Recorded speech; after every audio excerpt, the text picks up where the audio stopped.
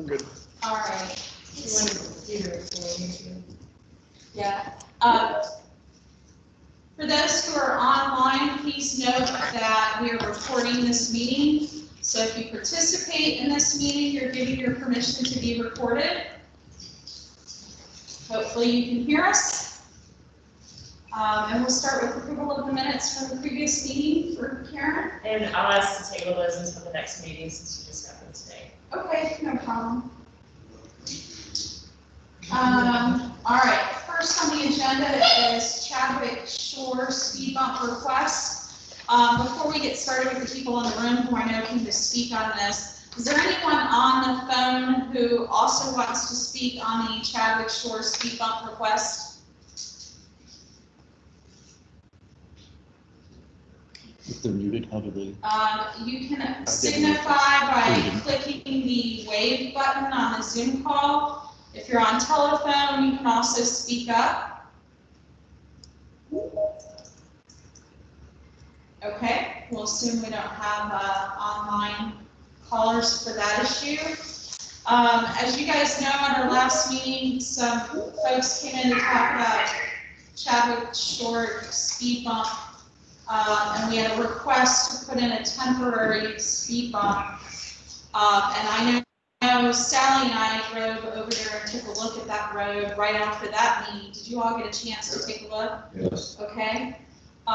So I know we have two different sides to this issue with letters that came in supporting this and then also not supporting this.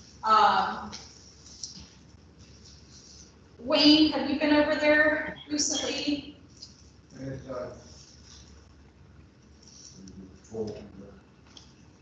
Okay. Any input from police department or opinion on this?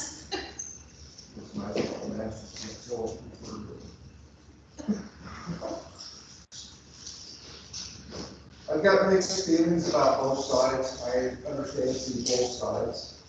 I took Jonathan one day to give him an example of what it was like to drive 20 on that versus like you're driving 20 if you're coming around West Shore Drive. Obviously, you can't do 20, and I understand people don't want to speed bump so they can get to their house faster or whatever the case may be. One side of me, I see the kids, I see a lot of kids there before, families, they own both sides of the easement there. I understand the concern for the speed bumps and close it and slow the traffic down. And on the other side, you know, we don't really put speed bumps on streets or anything like that. So I kind of look at it like it's a street that's not generally used by the public, for the most part. I've heard terrible things about the speed bumps, you know, I really don't think they'll destroy anybody's car if they go over a speed bump that their property is supposed to. It's not a permanent thing, so I kind of got mixed feelings about it. I feel there's a crosswalk put in. I don't necessarily think people that come through here are honor it no more than they carry on the speed bumps. But I see both ways on that too. And we are talking about the road that runs north-south versus the alley behind the condos running east-west, right? Yeah, it runs east-west on the north side and then north-south on the east side. So that north-south portion gave Sally and I think, some pause because it looks like a neighborhood-friendly sort of road. It almost looks like a wide trail to me. It's a narrow for a road, but it'd be wide for a trail. The speed bumps in general, when I've seen them, are on the north side, not on the east side. So they're on the, I think they're talking about the east-west portion of that, not the north-south. The north-south runs on the east side of the Chadwick Shores, right? Right. And what we're talking about is on the north side, Yeah. which goes sort of east and west and separates the lakefront sections from the Yes. residential. Yeah, that's the road to me that looks like Yes, more like a trail road or a neighborhood, a narrow neighborhood road. I understood the concern when I saw that. Right. The alley is a little wider, it looked like to me, or what I consider the alley side behind the condos. It's kind of like, I'll give you an example, it's kind of like a Brewer Court. It's being exploited a bit, but you're not gonna drive it on. Yeah, Which one? Brew Court, is that what you're saying? Yeah. so why not lower the speed limit to 10 if technically you're not even, I don't even know how you could get up to 20 in that little stretch. Now, here's the dilemma, there is no speed. This thing does not have a name. You're going down the street. Can't lower it when it's not marked. Yeah, so it is kind of acting like a wide trail in a way. I mean, I can see why kids are on it. I mean, it looks to me more like a, That's kind of the dilemma I see, because you have property owners that have both sides. It's not a ton of traffic like you see on West Shore itself. yeah, So kids themselves, of course, they don't think, you know, they do what reaction tells them. It's like running from their house to the lake. yeah. They cross this path, you know, I mean, it's.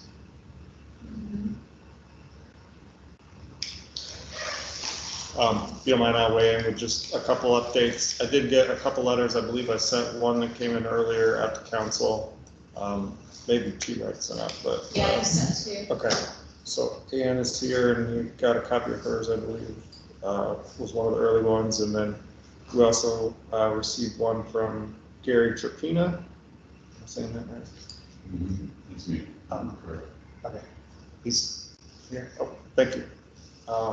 And then we also, one was just handed to me before the meeting from Sharon Rooney Gandy. She's not here. No, okay. And I believe those were both, to summarize very quickly, against seeing the permanent speed bumps. Is that correct? And then, previous meeting, we also received the petition for the group of owners in the condo units that were in favor of it. Bob was on our call earlier, but I don't see him now. I think his summary and concern was, you know, if this is allowed there, that we would see demand in other locations that probably don't warrant it, and also just using a private citizens' equipment there versus, you know, something that the town inspector reviewed being a concern. And I think one alternative we discussed a little bit at the last meeting was doing a crosswalk, just painted lines on the ground. You could even do one at each sidewalk if you wanted to, with the yield pedestrian sign, like what we've done on Lakeshore Drive. And I think we have seen a change in drivers' behaviors where we've had those located in other locations. That it has caused drivers to slow down and pay more attention to pedestrians and people crossing the street. So that may be a low-cost option that might achieve some of the things we're looking for without putting in the speed bump. Food for thought.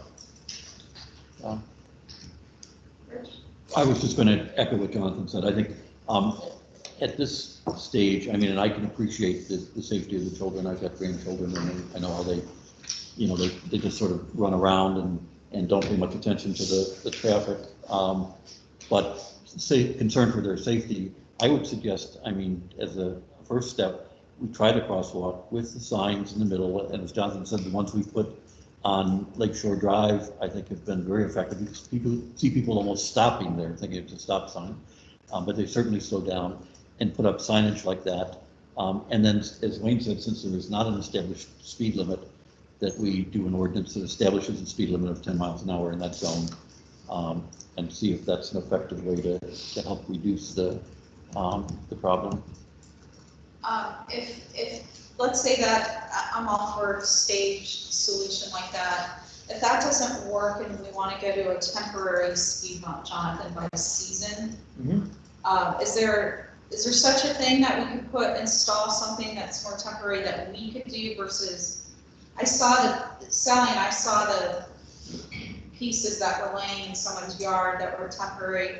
They honestly didn't look all that effective to me. They looked pretty small. I guess we just haven't used anything like that. If we wanted to go that route, I would want Bob and I to try to talk to some other communities, see if there's anything they used and what they might. We recommend. installed in the parking lot of the Cove, because we have a lot of people that think it's an extension of Plymouth. We installed in their temporary speed bumps. So they go in the spring and they come out in the fall. They have toggle bolts, and there are sockets in the ground, just like we've got for the ballards on the trail, but they're a little more substantial. And it's got a good bump to it, so I mean, you have to slow down or, so I mean, there is a product that's there, and this is, I think, their third season, so it's held up pretty well. I'm assuming that we don't have speed bumps anywhere else in town, right, John? Correct. I'd like to see another remedy, because I think that if we go to speed bumps for that particular road, we're going to be inundated with requests for other roads. I think we're opening a can of worms that we don't want to go to. I would fully support a crosswalk or, something at least, to start out with, but I'm just afraid to put a speed bump in there. Not having any of the speed bumps in town, we're going to get inundated with requests, wherever there are children. So the things on Lake Shore that we purchased, do we have some of those available? I think we'd have to Try order, something but immediately. I don't think we have another one, but I'll check it out. From a They don't crosswalk take long. standpoint, are we talking about just paint Yes. or like what we've got in downtown Culver with the pavers? We're talking about Well, paint. I would say paint. I mean, I don't think we want to do stamped pavers, that would be pretty expensive. Yeah, Wayne? Are you talking about the retractable sign lights in the middle of the street? With a- No, that lane's too narrow. I think you have to set it on the side. That won't work. Yeah, it'd have to be on one side or the other probably, rather than in the middle. That's not a regular fixed sign. But I think that lane's probably narrow enough. I don't know. We'd have to look at it, whether we need one on each side or just one on one side, maybe. I was gonna say, can you even fit 2 cars side by That's- side on this road? I don't think so. Right. Yeah.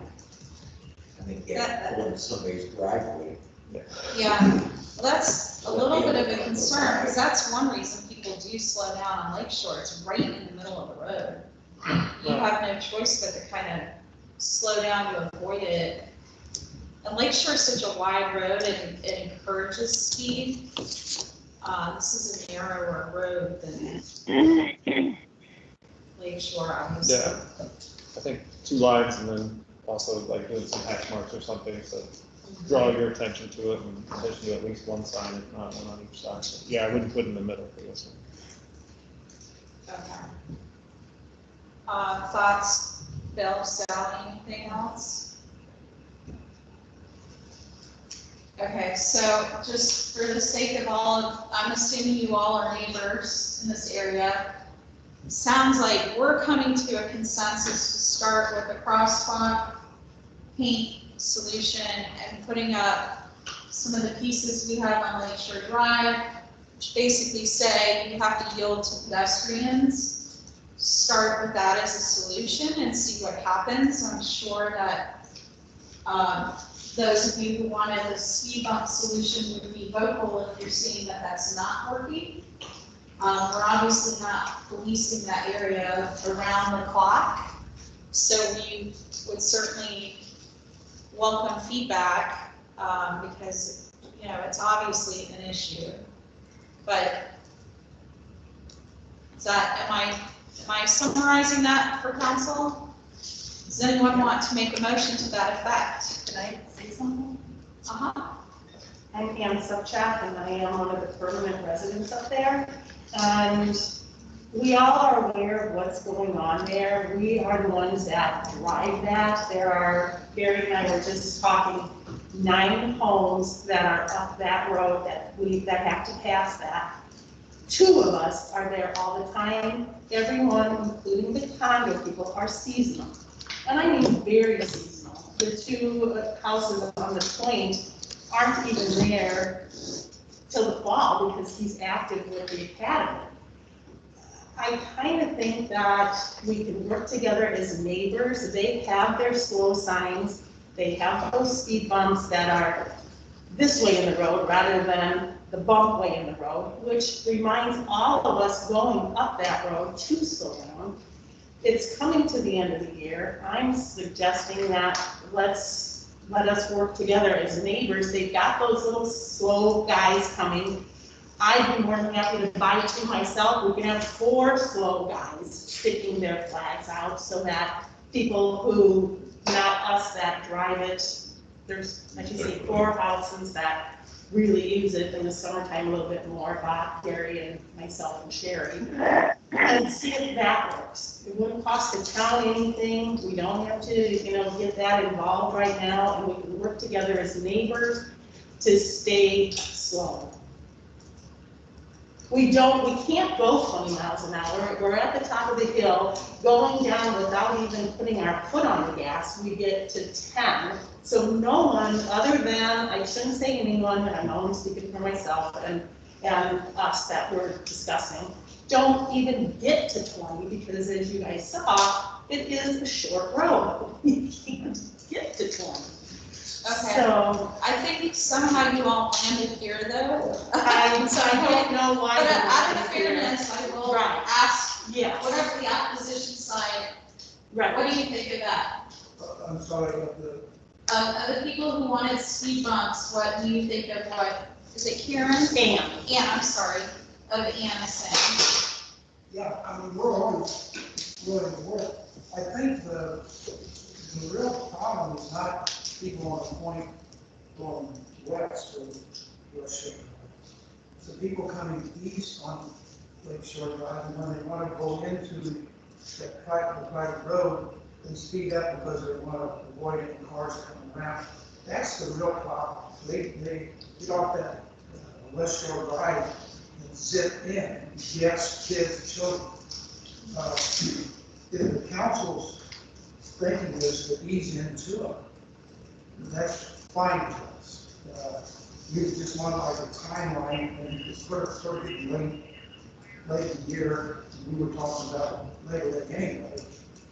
But if you want to try that, and maybe the rest of this season, maybe first part of next season, we'll just kind of watch it and see and report back. It's really the traffic coming over on the West Shore Drive east goes, that's what we're on these things. I don't think they don't speed down. I mean, these speed bumps are 2 inches high, and so that can't hurt the car too much.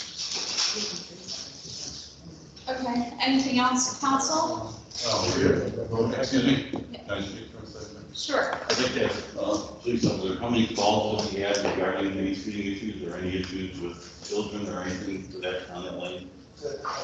How many calls has the police department received regarding any speeding issues or safety issues down that lane?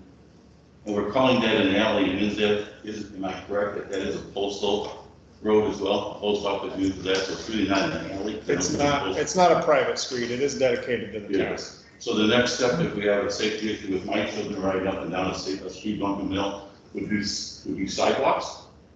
I mean, every house that you built new, there you've got a 10-foot section of sidewalk, and you got a blanket, another 10-foot section of sidewalk. Should sidewalks going all the way up to the part where I'm the last house, 980, I'm the last house that's in the township.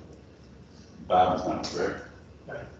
Yeah, so what, to this gentleman's point, where does this end? We've never had a safety issue, we've never had a call. We had a few people, we've got neighbors that spoke, I know this gentleman from Naperville right there, we speak at dinner. We've never had a conversation about this with speed bumps. We show up one day, and they're more than 2 inches, this is 2 inches? They're only 2 inches? Okay. And did you ride over them, or did you just see them on the grass? They were on the grass. I would suggest that if you're looking about that, you ride over them, because you go over with a golf cart, or something is different. Okay, it's different. We're not talking about cars. Everybody has golf carts now. To an issue of safety, at any given time, the common areas are loaded with golf carts in that area. I'm all about safety for children. I have 6 grandchildren of my own, one only 8 months old, and they've all learned to ride, all the old ones, to ride their bikes down that lane. I've been there for almost 30 years. So I think like at Phoenix Point, you've got neighbors that can work together. Bob and I have discussed it, and Sherry, the way that they put the speed bumps parallel to the road as opposed to perpendicular to the road, everybody's paid attention to it. Maybe we just need a little more attention from the police department to monitor that. I'm not aware that we've had any calls on it. Bring it to another issue with the police department, and I hope I'm wrong on this, and I hope somebody there can tell me I'm wrong on this. The first week that those speed bumps were put up there, he said, well, this isn't right, okay? So I called the police department, which goes to Plymouth, correct? Nobody could answer me. They didn't know the road, they didn't know the road I was speaking about, they didn't even know what Shattered Shores was. So that's probably a problem.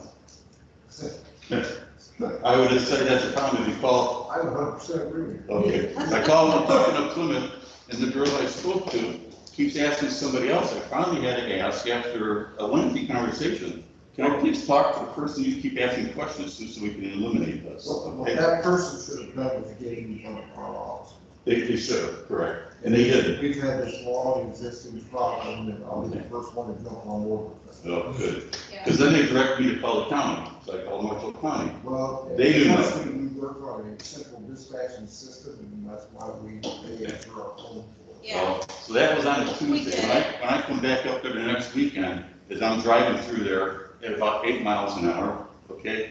I've got some teenage boys pointing out to me, that's the man that called on us. Now, I don't know, and I've had that every weekend since I go there, someone within that organization there, and I'm not gonna say the police, I don't know how they know that I'm the guy that called. I believe that Ann was probably more involved in this than I was from the beginning. I made one phone call, didn't talk to anybody that knew anything. They've got my name in my truck with my license plate, calling me out as the person. It's just not very professional in this, and I think this could be handled between neighbors. I don't think any of our police officers I'm not would. sure what you're referring to. Well, somehow somebody told the people at Shattered Shores who called. Down when they called. You know, they drive down the lane and people say, that's the man that called on us. How did that happen? All right, I'm gonna move us on so we can be done. Yeah, any What motion motions do or I- discussion points from the council at this point? What are you looking for in a motion? Whatever solution you all wanna go with. I move that we, place the crosswalk, across the, I don't know if that road has a name or not, but, start out with the crosswalk. And do you want to put up what we have on Lake Shore, what do you call these? Yield to pedestrians. Well, my only question is, I've gone up that road, but I don't know, if we put that in the middle of that road, I don't think we're gonna have enough clearance on.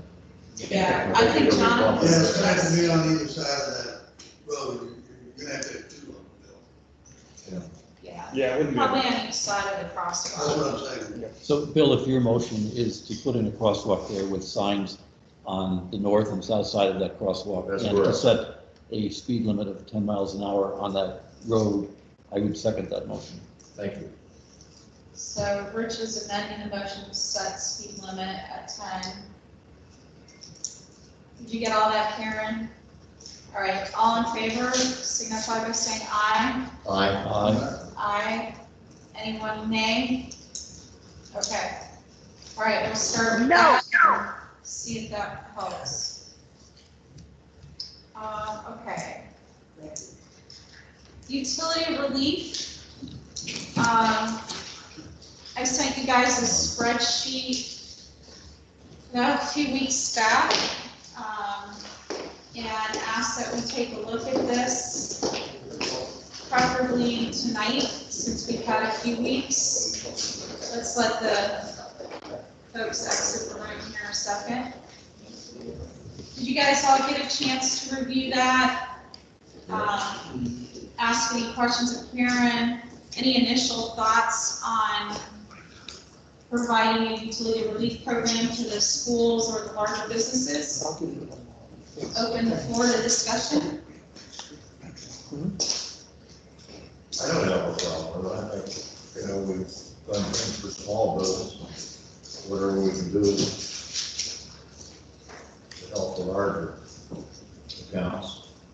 Now, and I think in your email, Jenny, you referenced the grant program, which was $7,500, which was not the utility relief program that we did for the small businesses. That might have been me, I made Was that that you? mistake, Karen and I were talking, and that was the, right, that was the grant amount, 1,500. Yes. Yeah. So I was just wondering what, So, Yeah, when we I did think the that was my small mistake. business utility relief, Yes. 1,500 was Yes. the limit. Yes. Was that per month It was, or I believe it was total? 1,500 total, total. it was total. Yeah, Or, so it was capped at whatever their usage was over those 3 months, or yeah.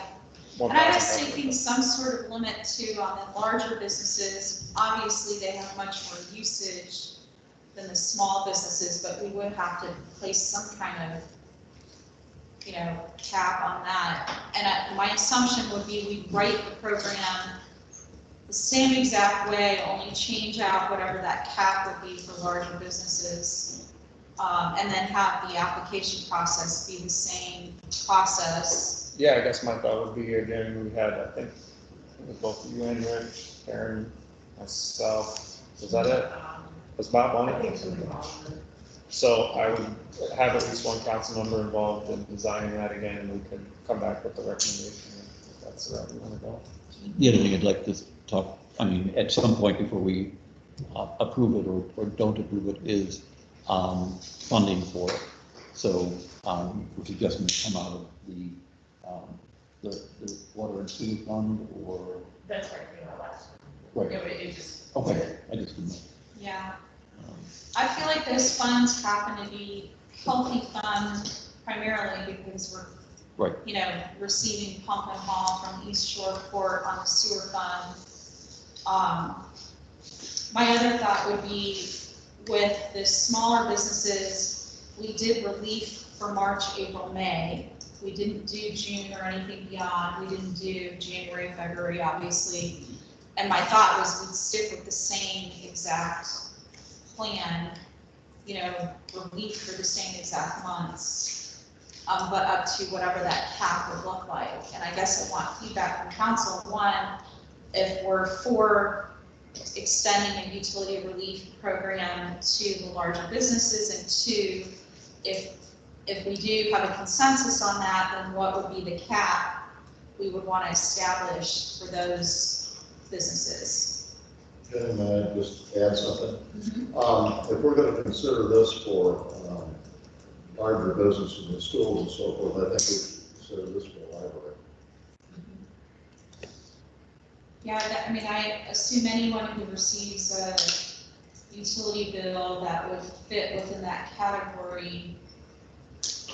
I guess the library is. Tax funded. With the small business version, we limited it to just businesses, if I remember right. Whatever direction you want to go with this version, we could get recommendation on that. Library is more of a government entity with the, Right, but if you're talking about Culver Community Schools being one as well, that again, we'd have to account for that. well, maybe that's Well- what you guys need to, work out in your And planning not, session and not, do Bring you it back. think? sorry, And then do these things out, and the reason why. and not, That'd be my suggestion. and not-for-profits also, so does it extend to Right.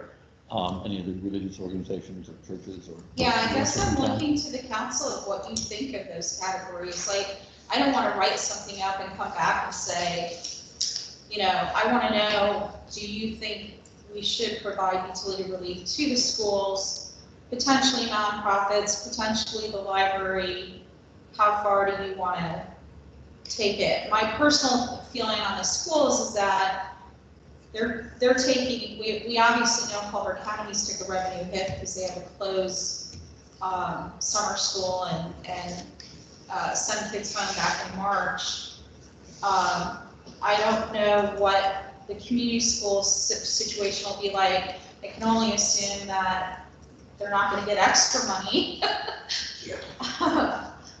Right, but I think if they're getting taxpayer dollars, I would basically exclude them. That's me. From the list of Yeah, who would from the qualify. If they're getting taxpayer dollars, exclude them from the list. Well, that would potentially exclude Culver Community School, I but not understand, I understand. Culver Academy, so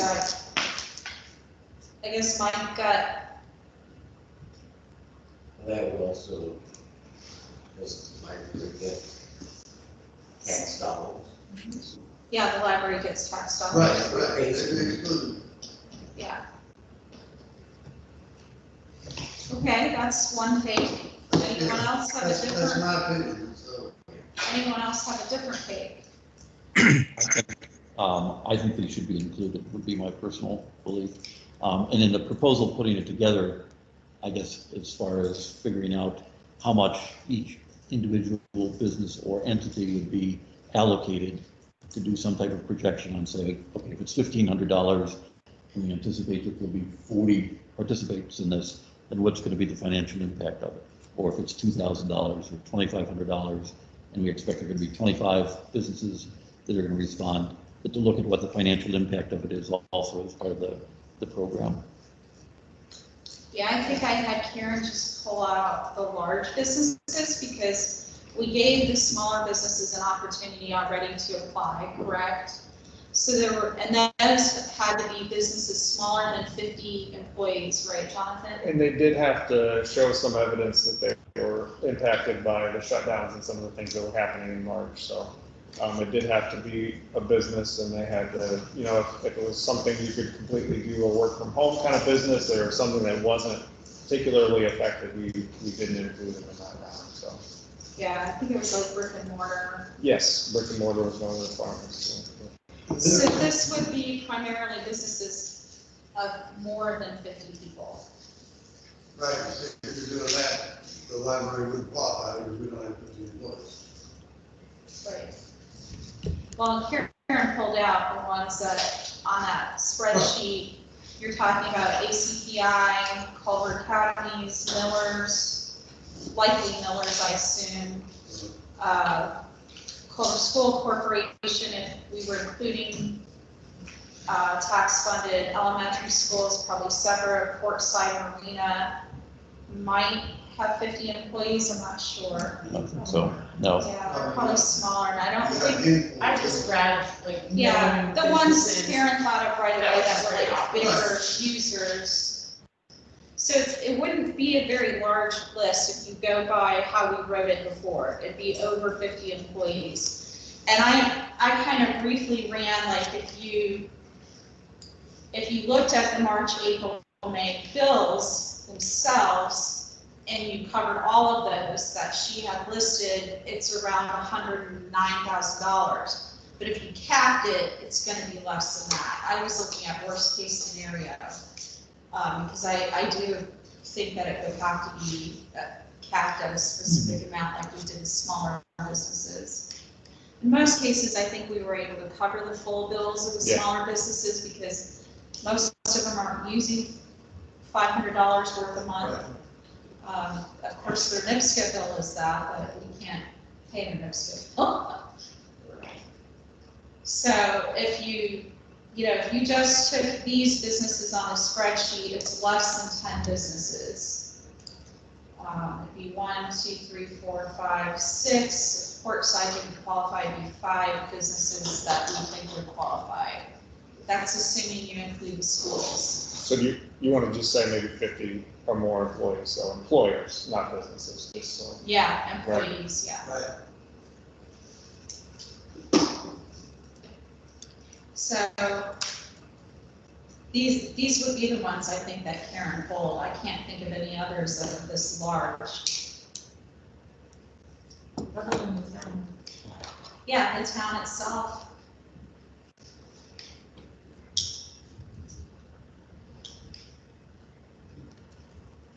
It's a good point, Karen. Well, I was just thinking, I mean, Yeah, technically. so we're helping these other businesses, but is anybody helping, we're all dependent on taxpayer money, other than our water and sewer, just like the library is, we had to shut down. Mhm.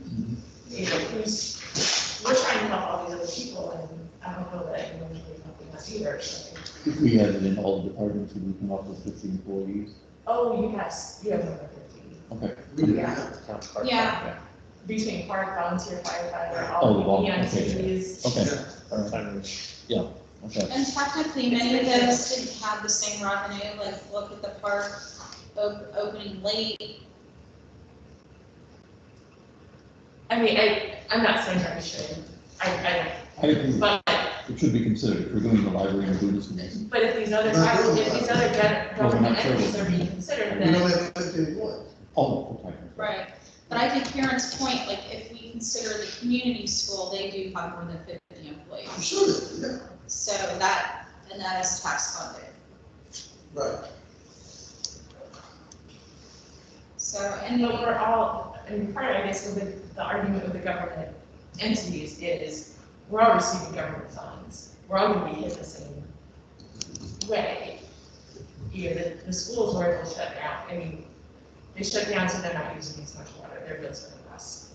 The same with the library, you guys weren't open, so your Right. bills were, I mean, if you had a Yeah, bill, oh, I mean, so. I guess I question the government, but I'm not a decision. Well, that's what your group's gonna take a look at and come up with. I'm suggesting this group be the one looking at that. So I want to have an exit plan here of if we should use Jonathan's time to write a program. What does that look like?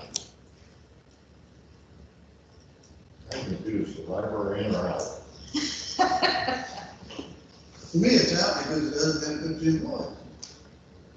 Right, if My we go problem is strictly the based on staff the fund employee entity, number. just like the schools. School has 50 employees. Pardon?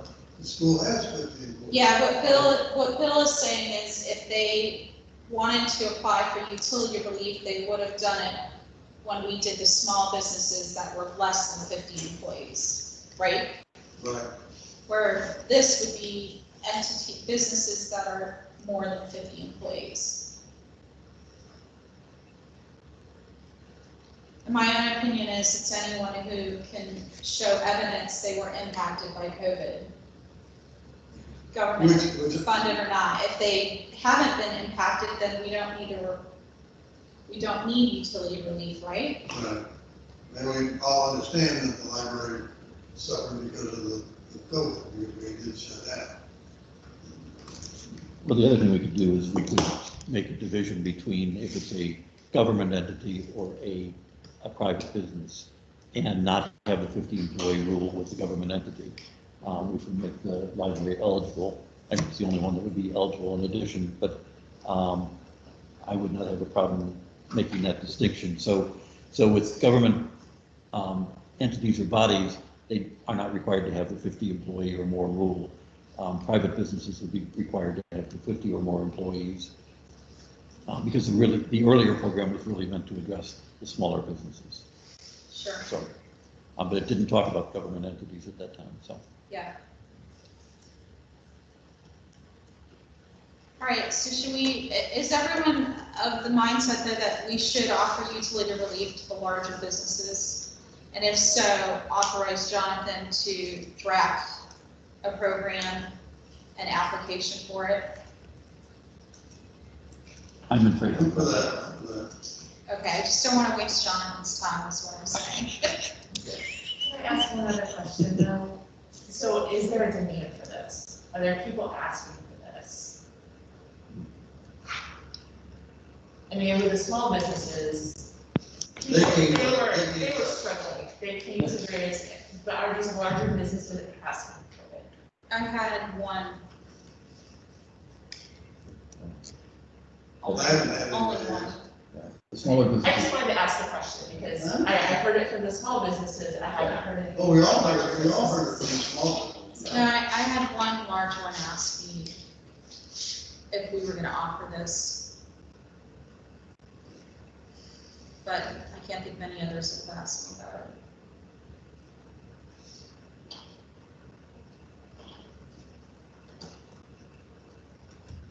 Okay. Thank you. So is there a decision? I'm sensing a consensus. Do you want a motion to authorize Jonathan to work on it? Well, I'm gonna say we've only had one request. I'll make a motion that we don't do it. If we're gonna authorize Jonathan right now, we've only had one request. It's not like people are knocking down the doors. I know everybody was affected by COVID, and I understand that. So that's my motion. If there's a second time, not, somebody else can do something else. I think by the same token, though, Bill, if you're looking at 7 to 10 businesses, and she's got one person that said that one entity that requested you look into it, that's probably about the same proportion as, half a dozen of the small businesses, when there's 50 or 60 of them, all total, or a dozen.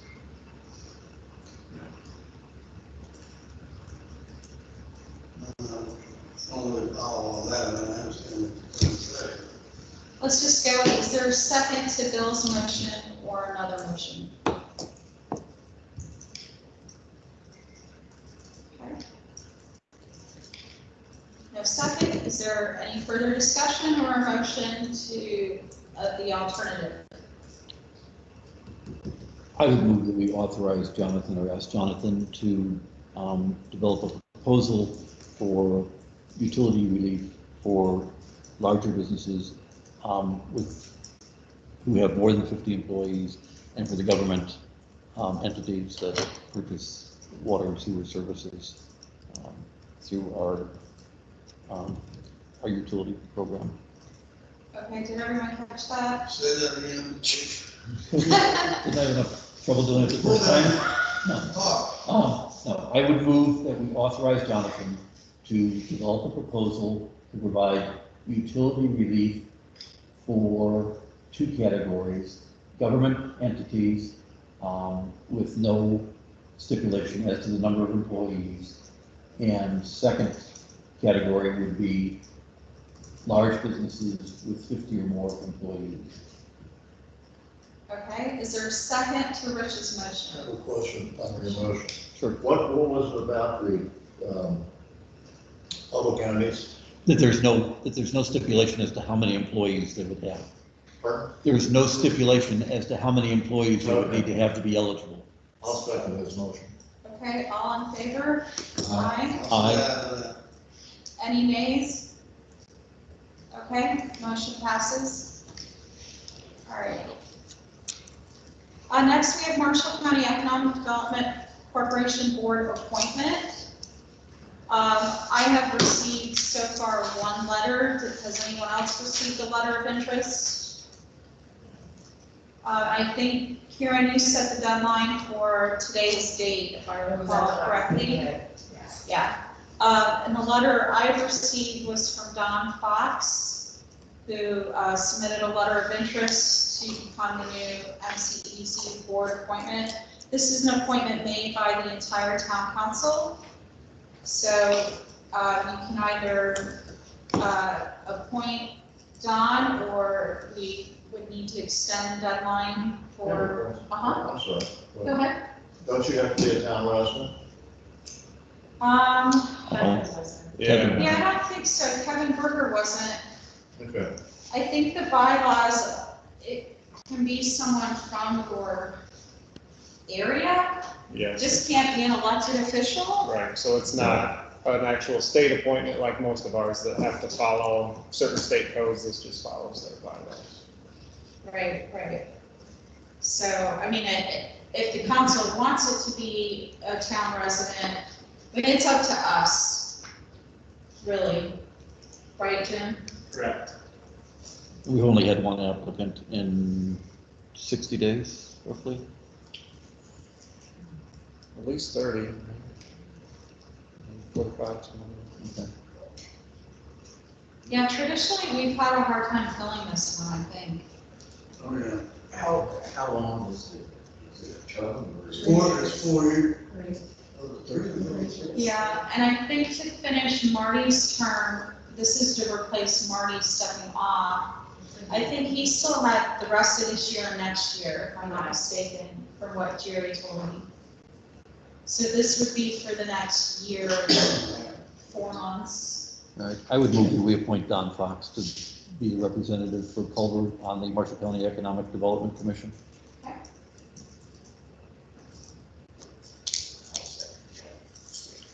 Second from Sally. All in favor? Aye. Aye. Bill, did you vote? Yes. Okay, just want to make sure. I didn't hear you. All right. Karen, I'll forward you a copy of the letter if you didn't get it. I think he copied Jonathan maybe on that. Yes. And I'll let you know if I'm Jonathan. Okay. Sign in the public right-of-way request from 113 South Main Street, Cafe Max. Is there anyone on the call for this, Jonathan, or is this you? Yeah, I think we have someone on the call from Van Atco Signs, is that correct? I'm here. Oh, there, Okay. I'm sorry, looking on the phone. I'll start with a quick summary here. In my attachments, there was a drawing included that showed the location and size of the sign. So there are 2 issues. There's a couple places in our zoning ordinance where it says no signs can be placed over the public right of way. That's one of the standards, so it would require variance for the BZA. But then it also says that, again, that they can't be placed over the public right of way without permission from the council. So since the BZA requires a 10-day notice from the application, decided to start with the town council and present it here. And there's one other sign that I could think of that's been allowed that was over the public right of way at Lucretia. It was previously there with Corn Dance.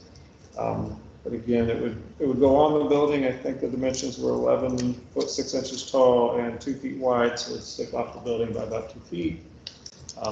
Lake House Grill has one.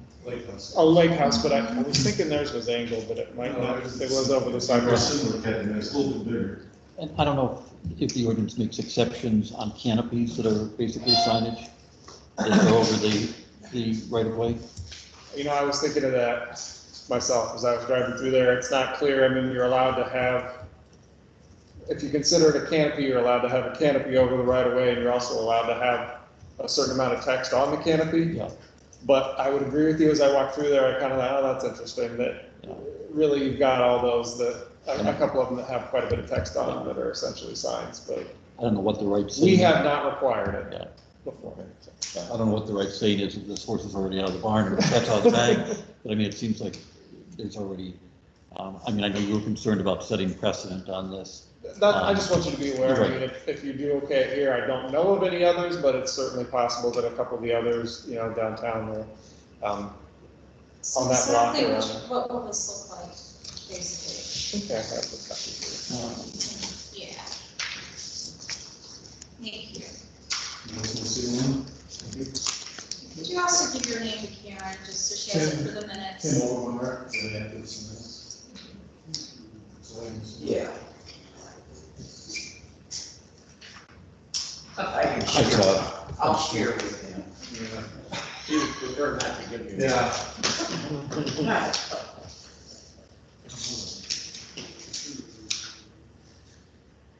It's basically over the main entrance door, right? It'll be perpendicular to the. Yes.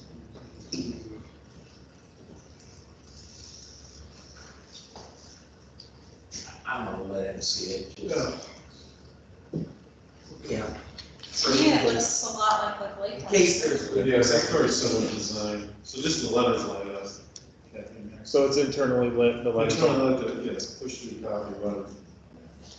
So the cap and max low light material.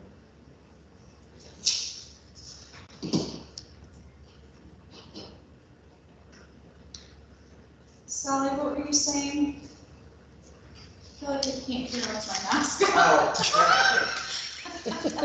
Is it covering your ears?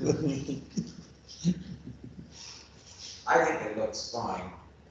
My comment originally was that I would let the attorney do that.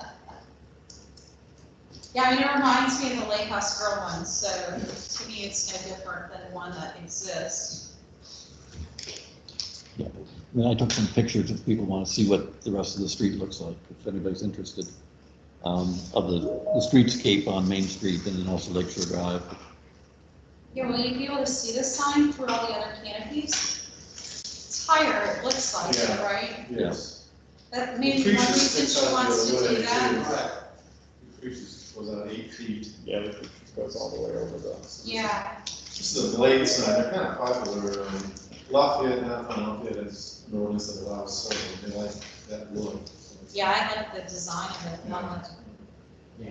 Yeah, I guess that's one of the reasons why I mentioned the precedent thing. It just did remind me that a couple of years ago, I think there was some discussion with the Plan Commission and another, some volunteers about kind of rethinking the downtowns, some of the ordinance requirements there and what makes sense and just going for a more cohesive look. Like I said, in Lafayette, there's an area where they're all kind of similar signs. We don't really have that. We've got some that are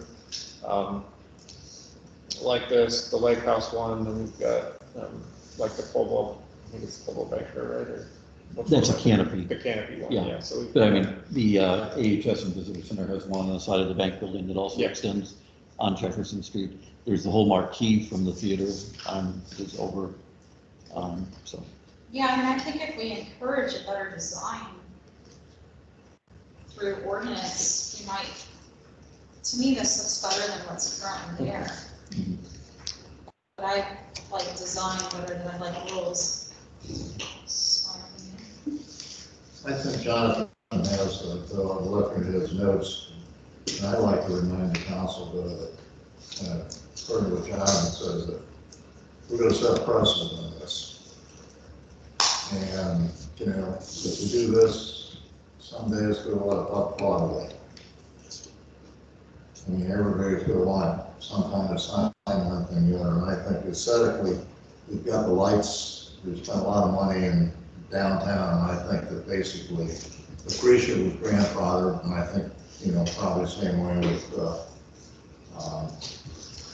the other tavern up the street, but personally, I just don't want to go down this path where we're gonna have signs, you know, every time you turn around. And I think if we do this, we're gonna have to let everybody else who must have a sign. I guess my question, is this a BZA issue or a plan commission issue, not ours? That's what I'm going. Well, I think it's because we also, I think it's written that way because more the yard signs that tend to get put in the right of way. So basically, in the zoning ordinance, it says any sign in the public right of way or over the public right of way requires council permission. And then for a permanent one like this, it also requires permission from the BZA. Is the square footage within the? I didn't check it myself. I think it's 20. I think so. It's, yeah. So does a variance, well, to get a variance, is what we're getting, does that create a precedent? Doesn't, does it? I mean, every sign that would be illegal would have to get a variance, is that correct? correct. Yeah. My only point on that was precedent here with the council. Yeah. You've okayed this I one. understand. yeah, so at some point, we've approved lake houses and Lucretia's. I think Somebody had to approve those signs, right? I don't think, I think they were probably allowed previously. I don't know Oh, when okay. it changed, but at some point, I think that became a requirement, whereas when it was corn dance, they were allowed to put it up that way. And that was actually the Edgewater sign. And I think that would be my guess with We that. refaced it, as late Both as are- last week, because that's why, Larry opened that 2011. Yeah, that's years ago. Yes. I just feel like if it's on one restaurant, but we don't allow it on another, that doesn't seem right to me. Well, what is the criteria for the BZA review? Is there an aesthetic besides the sign size? And it is an exception. What's that? It is an exception to the ordinance. Yeah, I don't think there's any aesthetic design in any of our. No, we don't really regulate at that level. This is Russ. Can I put my 2 cents in? I heard Russ. Yeah, go ahead, Russ. Unless something's changed, John, since I was building commissioner, the planning commission way back when decided that there was so much issues with right-of-way that we turned all responsibility for right-of-way over to the town council. So it's up to the town council to deal with anything dealing with the right-of-way. The planning commission and the BZA don't get involved in those. Okay, well, that answers that question, that was Yeah. my question. Thank you, Russ. Thank you. Thanks, Russ. All right, we need a decision though, so that they can get on with their lives. I make a motion to approve that sign. I don't think it's good. Doesn't stick out too far. It's not like it's going to be a 6 foot by 4 foot that it's going to pull away from the building. I'll second that motion. Okay, all in favor? Aye. Opposed? Nay. And just to be clear, we'll still have to go through BZA, so I'll get with you this week on getting that application. Thank you. Next, we have first read of ordinance 2020-004, amending the 2020 salary ordinance. We had a work session on this salary ordinance, and I believe that council is ready to make a decision on the first read. This is separate. No, This is different. Sorry, This is the- you want to this copy is this? EMS. This is just amending the current years to change the EMS director Ah, position. whew. Sorry, yes. Okay, I thought it was a little early for first Yeah, read. For that one yet. Like, So you're this, moving fast on us. Okay, yes. So this is, because of the event, say again? this is amending the EMS director position, the hourly rate. So Yeah. since we hired a new director, we had offered him a rate of $23 an hour. Right, So okay. adjusting the ordinance to make that change. Yeah. And now we'll have a top end cap of $23.50, but the higher end would still be $23. All right, it's in there. And that's Yeah, he's basically got that the all change. spelled out. Change the pay for the position of director. Do I have a motion to approve on first read? So moved. second. All in favor? Aye. Do I have a motion to suspend the rules and pass this on second and third read? So moved. Second. All in favor? Aye. Aye. All right. I'll get my glasses on. Next, we have first read on ordinance 2020-005, amending and restating parking regulations. So this one is just the changes that were discussed at the last meeting for the Culver Elementary School to help create that second drop-off on the south side of their building with no parking during the drop-off and pickup times. Yeah, we approved that just for, when Karen Schuman presented. This spells it out in ordinance 2020-005. We have a motion to pass on first read. So moved. Second. All in favor? Aye. Aye. Is there any opposed? Okay, I move we suspend the rules and pass it on second and third read. So moved. all in favor? Aye. Okay. Next, we have proposed water tower lease agreement with Culver Community Schools. This is back to you. Jonathan mentioned that this would be coming our way. Do you want to go ahead? Yeah. Jim, just, is the last one we do need to advertise the parking, or no? Because we're not changing the fees. It's just to be able to cite someone if they're parked there during those times. Yeah, no, you don't have to advertise that. But you got to sign it. Yes. Oh, come on. They're on order. Well, you need a sign. Okay, Yeah, the fine stays the same, right? yes, correct. Right. Just making sure. You're expanding. The next item is a proposed lease agreement for space on the water tower with Culver Community Schools. And Karen Schuman approached me with this request. For their transportation, for the buses, I guess the location they previously had, they had an issue with on the roof of one of the buildings, and asked if they could move some of their radio equipment to the water tower. We recently had signed a lease agreement with another company for internet service that they're using the water tower. And Bob took a look at it, and we thought if we modified that last lease agreement that just spells out who covers what for insurance, how long they could be there, what we would do if we need them to move, all those kind of details, that we wouldn't charge them any rent, it'd be a 2-year. So that's what's proposed. Like I said. Wayne has a question or comment. They could put on the tower out here. On the street, or No. No, they asked for the water tower on Lakeshore Drive. geographically. I don't know, that was her request, I didn't ask her why that particular one, I don't know. I would be fine with either, but I don't think, are you talking about the water tower? No, I'm You're talking about the communication tower? Communication tower. Is that the same height as the water tower, Wayne? It's taller. Is it? I I'm can, not sure. that's county owned though, right? The tower itself? Basically, yeah, our tower, we use how we want. They installed the tower, we were allowed to put anything on there. All this, going related. So is there any opposition to having a 2-year lease with the school to put their equipment on one of our towers? I don't have any objection to it. I apologize, I did not read the agreement. There is a provision in there for insurance. So in other Yes. words, if their equipment damages something in the water tower or, Correct. Okay. Yeah, so, I just thinking of the winds yesterday and stuff, so. yeah, if you remember, Yes. sometime this year we did one and it had Yes. those, so those requirements are still there, we're just, Okay. we're at a monthly fee before, we're saying we're not gonna have that. Yes. Any other questions or comments for Jonathan?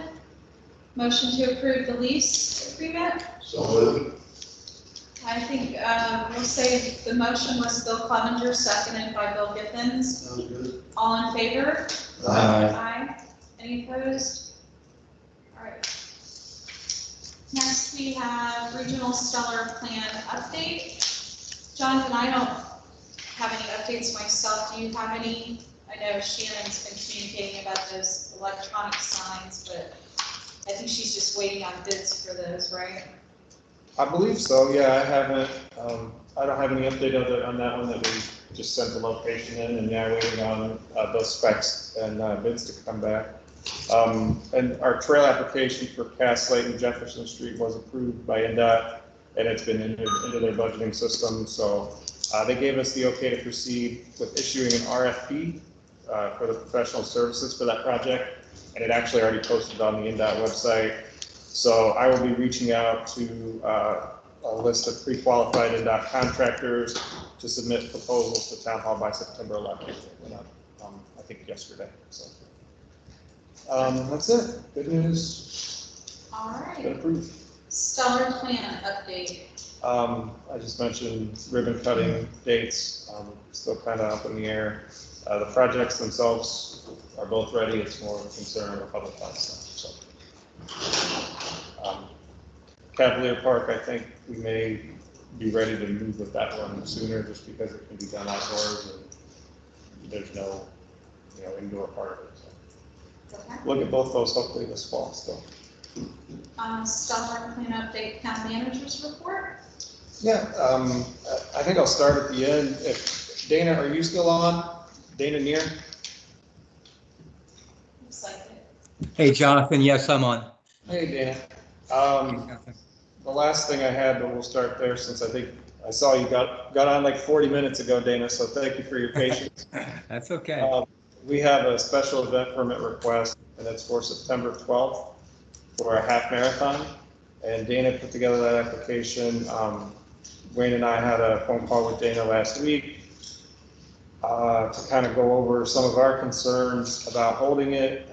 given the current health situation. And Dana had some plans for being able to make it comply with the current state requirements for stage 4.5. So they'll be under 250 people. They'll require face coverings at the starting line. And after the race, if people want to stick around. And we also talked about staggering the start a little bit, just to get people spread out a little bit more. And then the other requirement we would have is, I think Dana requested and Wayne agreed that having some officers present in addition to our one normally on shift during that day would be good. So we talked about doing a donation to the Marshall County Sheriff's Reserve for $300 to cover some additional officers that would be present. I guess that's Wayne and I's summary. Dana, is there anything you would want to add? Just that our volunteers would also have face coverings. There'd be no contact with the runners. And we have water stops, there are no contact. And we were able to organize a very successful race in June. And so, we were able to actually, try these protocols, and they work beautifully. Other races are going on with similar standards. So we feel really, really comfortable with it. We're safe, and we hope they can bring some positivity with an event that we could bring to Culver, and even bring some people into town that might, again, enjoy our restaurants like they would in a summer weekend as well, but this was in September. So we think it's going to be successful if it's approved, and we hope that you consider it. Thanks, Dana. Question, is the start point in the park, or where is the starting point? The starting point is on the road right in front of the depot. And that's the finish line as well. Okay. The 5K is primarily in town, and we like to focus on the new trail. So they'll come in on the trail and finish at the depot. The 10K runs the 5K course primarily. It'll swing over onto the campus of the academy. We've been permitted to use the academy, just the sidewalk along the lake. We can't go in the campus, but that's been open. And then they come back, and then the half marathon runs through town, then goes around the lake and back on the lakefront and ends at the depot as well. I'm sure we've received the academy permission to do that, but for our event request, I would suggest we also, because of the recent communication, that we have authorization from the academy for that, or some, email, some documentation. Again, I'm sure you did it, and I'm not questioning that. I'm just saying for our records, because we've been notified that campus is off grounds. I wouldn't want to be approving an event that went through there without their approval. Yeah, our head of schools, Doug Bird, approved that, and our trustees approved it. As long as we're not on the interior,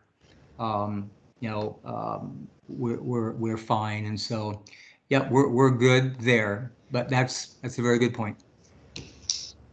Yeah, I know Argus did one of these in their park, honestly, like 6 or 8 weeks ago. John Vanderbilt told me about that. They spread like water tables throughout the course where your volunteers are not at the tables, but there's water there, and anyone who is servicing the runner was in a mask. Mm-hmm. They seem to handle it well from everything I've gathered from what he told me.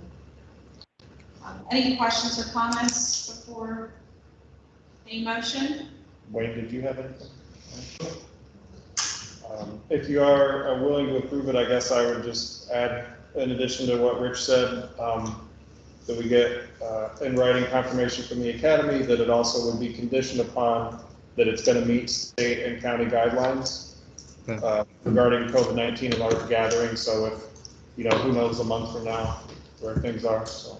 Yeah, they may close or open a different phase, or So good point. With those stipulations, I would make a motion that we approve the event request based upon getting, that the state requirements are still the same in terms of the COVID pandemic, and we have written confirmation from the academy that,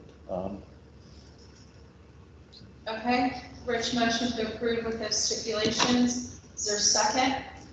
Second. All in favor? Any opposed? Okay, thank you. Thanks, Dana. Hey, thank you. I'll get that written confirmation to you probably tomorrow. Okay, great. Okay. All right. Thank you, guys. thanks, Dan. Utilities, we did order the signs for the parking changes on Lake Shore Drive, but they haven't arrived yet. They were custom signs with the time, so as soon as those are here, we'll get those out. Request for EMS, I have a list of past due invoices. This is something normally the director presents to you guys. It's from Acumed, and they are recommending we send them to collections. It's a total of 14 trips, going back from last year through April. And the total billing amount is $9,068.48. And I would request a motion to approve authorizing Acumed to send those past due accounts to collections. So moved. I'm sorry. No, that's fine. I can answer. Jonathan, I thought we did that several months ago. I was asking Karen about it. Deanna brought that to us. Is it the same list, Bill? Well, the 9,000 sticks in my head. I never Okay. saw it. I'm just wondering if she never sent it on the, And that's what Karen said, and The date on it was July 16th, and I did have Scott review and make sure that all of them were legitimate, that the calls were in there correctly, and he said yes. So it's possible that did get lost, but they asked she for. just didn't send it off. Yeah, that's And- possible. I just want to make sure it wasn't, an additional line. Are we certain that none of the calls are COVID related? Because I don't I know mean, I'm in favor of it, but I if just, we're committed to it was too. to take collection actions on COVID related. This close. I don't know one way or the other.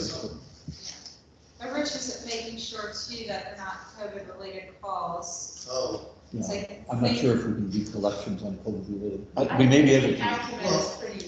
Yeah. up on Yeah, that. Acumen. What's needed. Okay, good. All right, that's fine. I said, and I think there's only one past February 6th. Okay. So, All right. okay.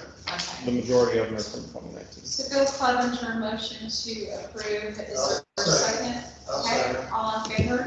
Aye.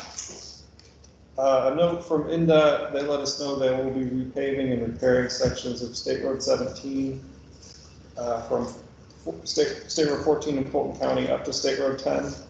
And they will also be resurfacing the bridge north of Culver over the Yellow River. They told me this, they expect the project to start in about 2 weeks with E&D paving. They'll keep us up to date if that should change.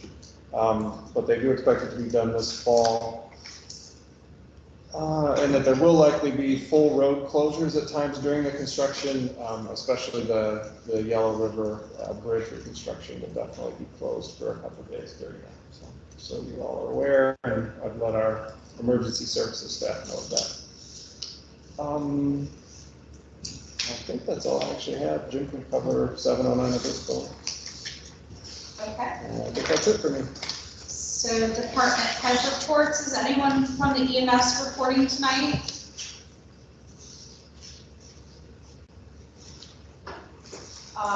Anyone from the fire department reporting tonight?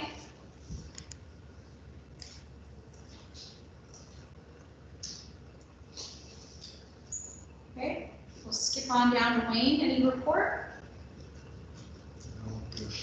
Okay. Wayne has no report. Amber, are you on the call reporting on the park tonight?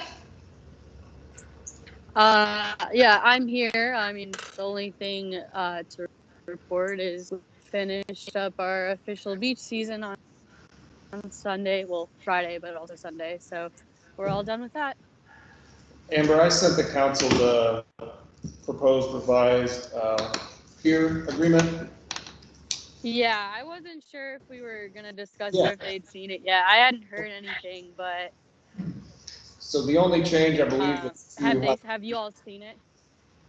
yeah, they've seen it, Amber. I think the only change was to the refund policy.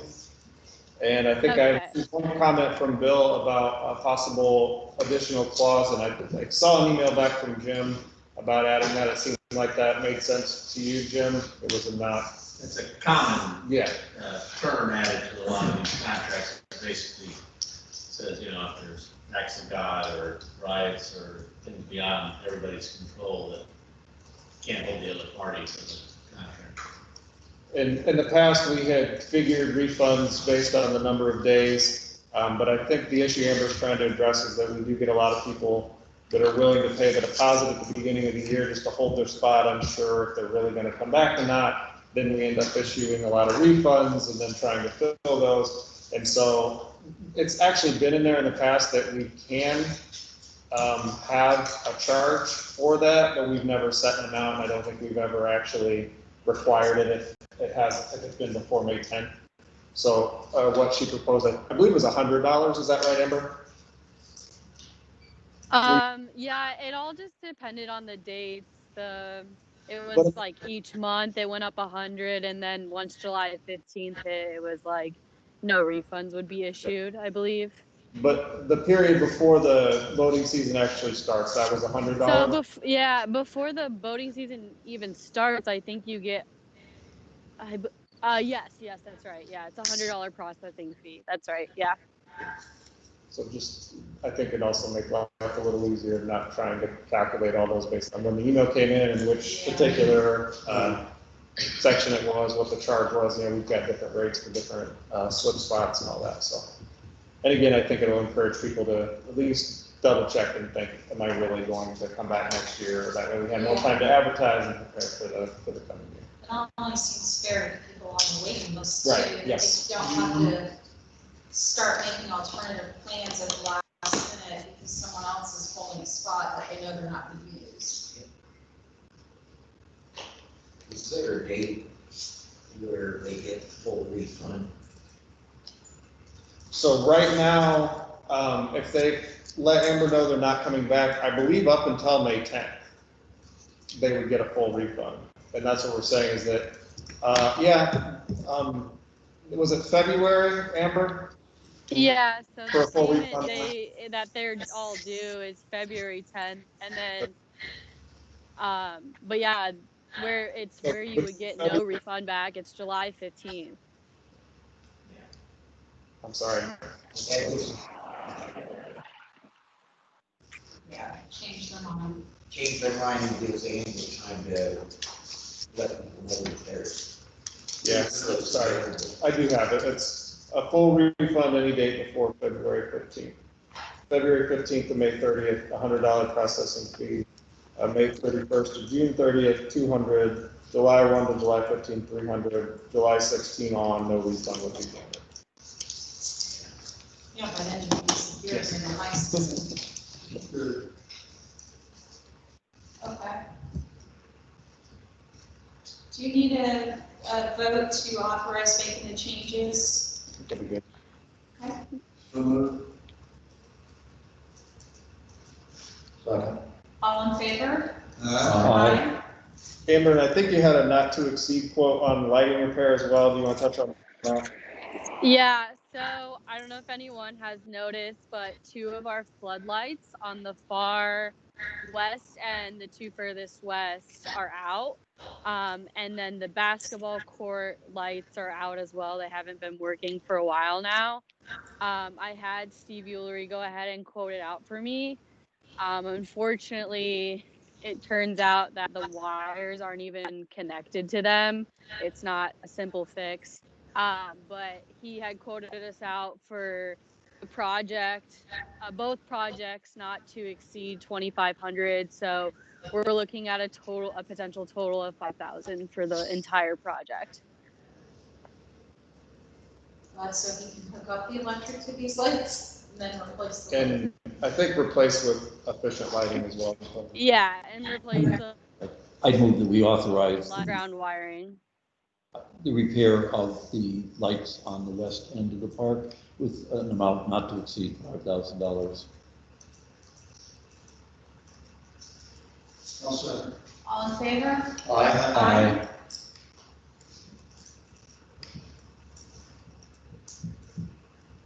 Anything else? And for then the- that's all from me. Thank you.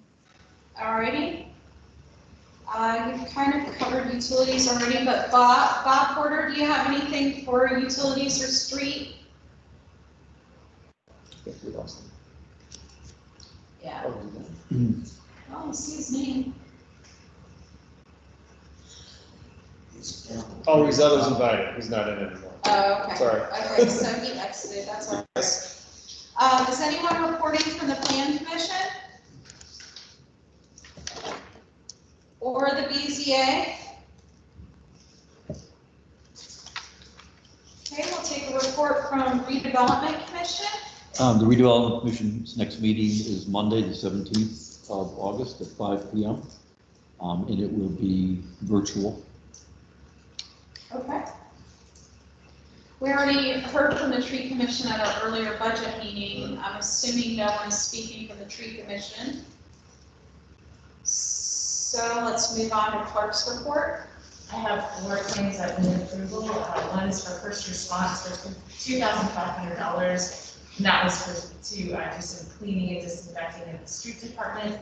The second is Michigan contracting for $11,400, and that's for the beach lodge. That's the final invoice. So still have retainage on that one, but that is the final invoice, yes. And the Miller Insurance Group for $65,220, and that's for property and liability insurance. I did want to share that they bid out the insurance to another company. We use EMC. They bid it out to Liberty, and there wasn't any savings. So we're at the lowest cost, and then Simon Thomas Excavating, $68,378.94, and that is the final one. That includes retainage at Cavalier Park, yes. Okay. Motion to approve Karen's claims over $1,500. Second. All in favor? Aye. Aye. The second thing I have is sewer forgiveness. The resident at 421 North Plymouth had a water leak, and this was a couple months ago. Bob did confirm that the water did not go through the sewer, and they are requesting a credit of $156. So if I can have a motion to approve the sewer credit. So moved. All in favor? Aye. And then the last thing that I have is I sent out information about a utility payment management plan. All indications are that Governor Holcomb will let the moratorium on evictions and utility shutoffs end on August 14th. And so I provided a list, or just an estimate of the number of accounts that we have, 30, 60, 90 days past due, plus those amounts.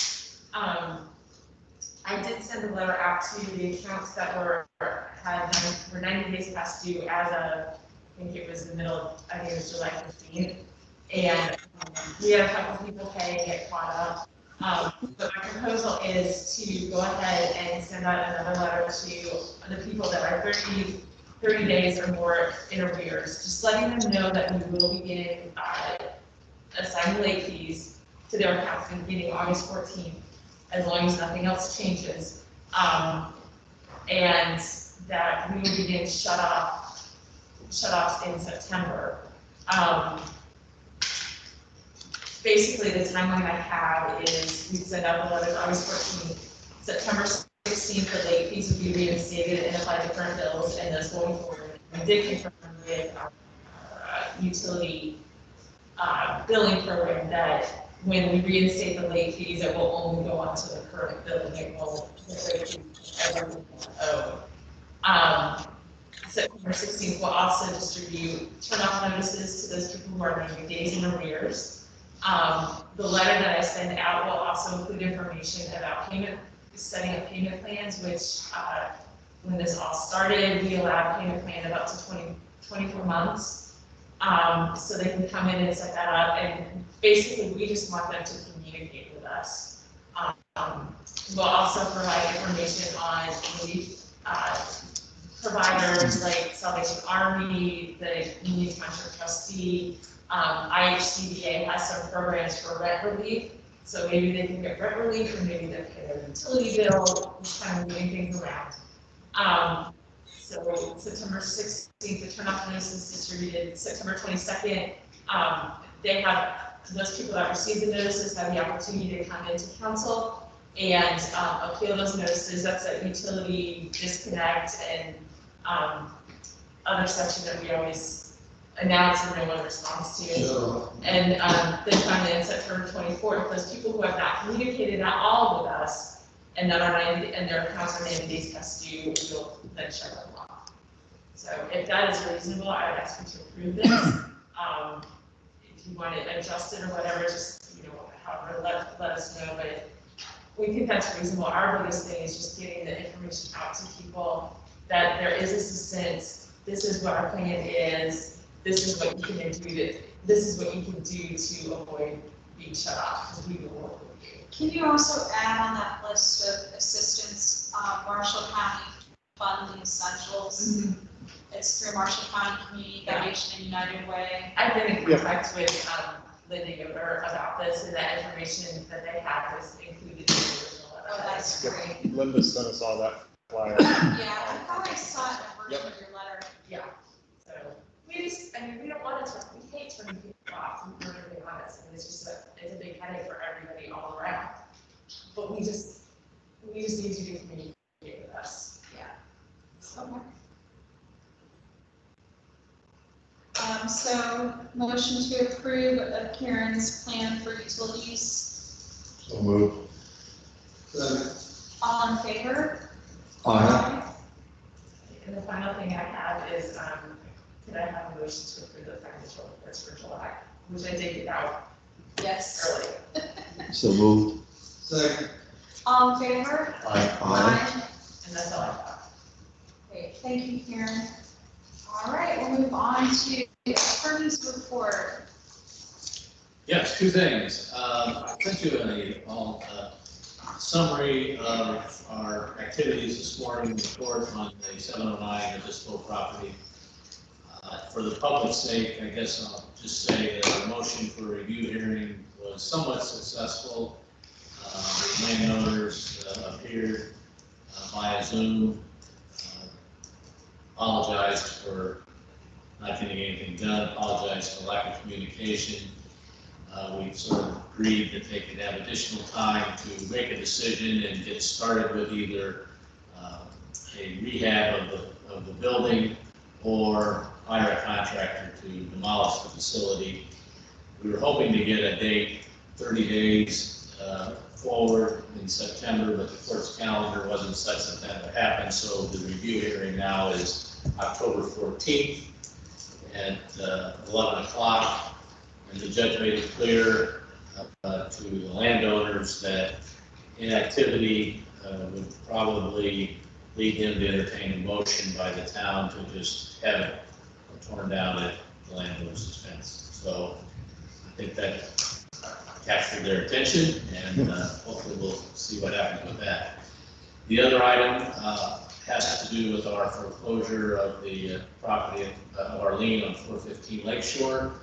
And as you know, we had to publish notice in the paper, and the service of publication allows somebody to enter an appearance 30 days after the last date of publication, and because we also published in the Public Citizen, that last date's August 30th. So we have to wait to the next meeting and the end of the month to see whether anything stirs on that matter. If we don't have any action, then we are prepared to move forward. I've got that paperwork already pretty well in hand. So if you have any questions about any of that, please feel free to contact me. And that's all I have. All right, thank you, Jim. Any questions for Jim, you guys? All right. I'm assuming there are no utility shutoffs or ordinance violations on the phone today. So we'll move to citizen input. Is there any citizen input on the phone? Yes, Jenny, can I ask a question? Sure. This is Kevin Berger. I have been talking to Jonathan about meters for the paddocks, and I'm under the impression that has to come before you before they get ordered. He just sent me invoices. I am in the process of paying those invoices, actually signed checks today, so they should be on the way. I would like to get those coming. I didn't realize that I had to ask for them ahead of time. So can we get those coming? Obviously, the project is going forward. Do we need more than we have in stock? Yes, the first building, we have, I think, 8 for, so those are good. But there's a total of, 49 altogether, I believe, at the site? Yes. 49? So we just need motion to approve purchasing those meters so that you can collect the invoice funds on those meters and get them. Typically, yeah, we don't carry that many in stock out there, you know, so typically Bob will get a quote for them when we're down to 5 or something like that for 25 or 50 or whatever, and bring it to council, so. Now that we know the list, you know, kind of how many Kevin wants, and I believe they're all the same, is that right, Kevin? Yes. They're all the same model, Yes. so. We could have Bob get a quote for the rest of them and bring it to the next meeting and order what we need for all of the rest. I think at least on this batch, or, you know, honestly, it's like, we don't usually ask for supply 49 at a time, so I guess we don't really have a precedent here. You know, I think with these, we were waiting until the funds were deposited for the order. I guess I'll have to do the math and see what the quote is and interest rate. Okay. Or are you guys comfortable just authorizing Bob and Jonathan to make the purchase based on whatever quote they get? Kevin, will the timing issue present problems for you if we wait till the next meeting to do this? I don't know how long it takes to get them. I know that they say that Jonathan tells me they have the 8. I'm going to be ready for the next 8 probably within a couple weeks. So I don't know what the delay is in getting them from once you get a quote and once you make it happen. Yeah, I mean, we haven't, I think the last time it was about 3 weeks. 2 weeks or so? 3 weeks, probably during the time about giving me okay.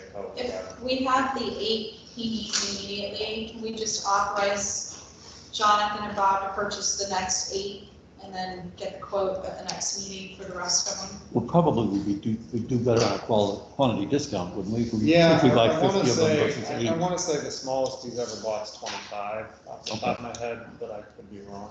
I think it's 25 And or he's been 50. giving us meter quotes for the 13 years I've been around. I pretty much trust Jonathan and Bob to just Yeah, purchase I what mean, they need. I would make a motion that we authorize the purchase of 25 meters and Jonathan and Bob to determine the best cost for those. It would be 49, I thought it said 25. Ultimately, he'll need 49, but upfront, I mean, Kevin's talking about 8 next week and 8 in 2 weeks after that, so we'd have another 15 of them sitting on the shelf for, I don't know. I'm probably going to need them all by the end of the year at the latest. Okay. If you can, I would amend my motion then. If you can get a better discount buying 50 than 25, I would suggest we buy 50. Okay, Second that. all in favor? Aye. Any other citizen input? Any citizen input in the room? Anyone else on the phone? Citizen input. All right, we'll move on to council issues. Rich, any council issues? I would like us to review and draft a revised ordinance for the golf cart fees, suggesting that the fee be moved to $100. Okay, so you want to authorize Jonathan to work on a draft of revising the golf cart And to put it on, ordinance? and to put it on our next agenda with publication. And put it on the agenda, okay. I think just suggesting it being added to the agenda would work as of now. We don't really need a motion for that, right? Okay. Yeah, because we'll have to vote on that next time. Right. Yeah. Okay. Any other council issues, Rich? Nope. Bill Giffens, any council issues? No, ma'am. Sally Turdy, any council issues? No. Mr. Clevenger, any council issues? I do not. I do not have any, so, if Jonathan, Karen, and our attorney don't have any other issues, honor a motion to adjourn the claims. So moved. All in favor? Aye. Okay, thanks, everyone. Uh, Oh,